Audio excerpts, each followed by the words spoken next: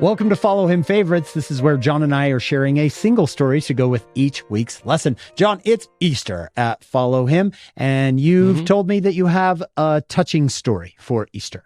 Easter's the most important holiday. If without Easter, there's no Christmas, right? Yep. There's a story that Elder Orlando A. Castellanos, an Area 70, told. It was published in the April 2025 Liahona. He said, 2 weeks ago, I received a touching letter from a father of 7 children who wrote about his family, and in particular, his son, Jason, who contracted an illness at age 11.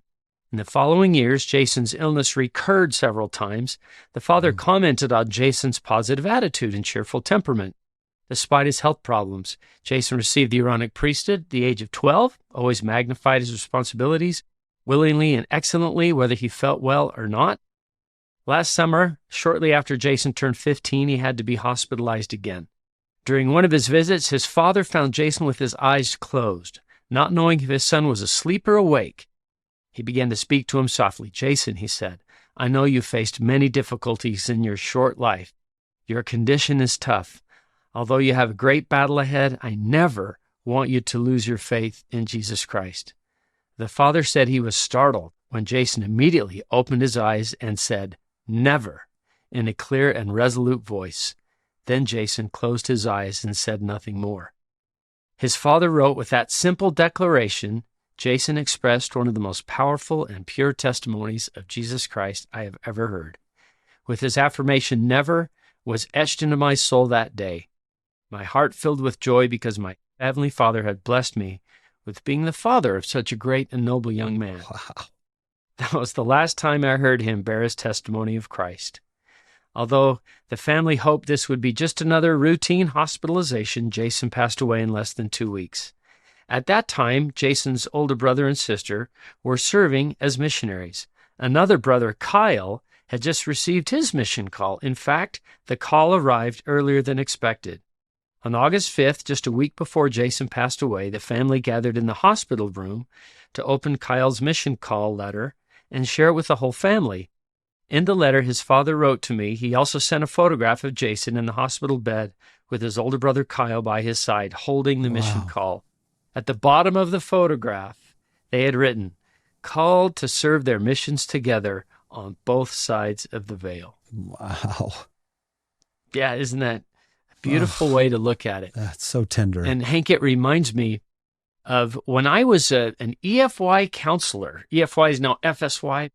Think 40 years ago, Hank. Think 80s, 1980s. It was a good decade, yeah? Yeah. I was just a counselor, and we had to report some really sad news to somebody. I can't remember if it was a family member or friend, but we had to go tell a young teenager that some beloved friend or family member had just died. I went with the session director. Our session directors were typically, really experienced institute teachers or seminary teachers. Yeah. Hank, I don't even remember who this was, but I remember him telling this beautiful story about a man who crossed the country in a train. The way train travel, it's not like airplanes where you get on and the same group that got on the plane gets off, right? People get off at different stops. You stop for dinner, you get back on the train, you travel, you stop for lunch, you get back on the train. Right. It's a journey. This man and this friend, they became dear friends on the train.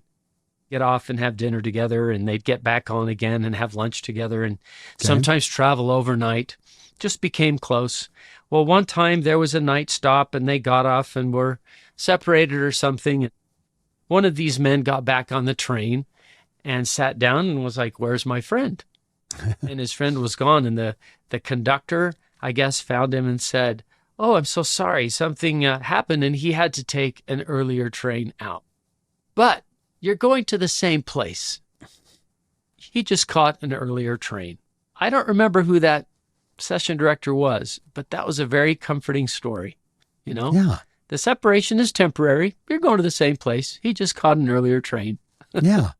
I like that way of looking at it. The time part of it hurts, and Jesus says it's okay to mourn with those that mourn. There's a reunion coming in a wonderful place. I love that, John. I remember after my father died, I was pretty frustrated with the Lord. I told him so, that I felt the timing wasn't so good. I remember it was getting a response, I think, from the Spirit, something like this.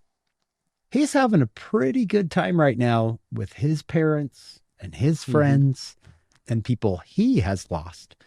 You sure you want me to take that away from him and bring him back so you can feel better? And I said, well, anything sounds bad when you say it like that, right? But it was one of those moments. I will be there too one day. Yeah. Yeah. That's right. And all of it because the tomb was empty that first Easter morning. Then all of us will have those reunions to look forward to, and they're in a great place from everything we've heard. You might say, John, that one of the most important things Christ did was take away the fear of death. Yeah. You and I almost look forward to it. I don't want to die, but if it's going to happen, I've got people I am excited to see, talk to, laugh with.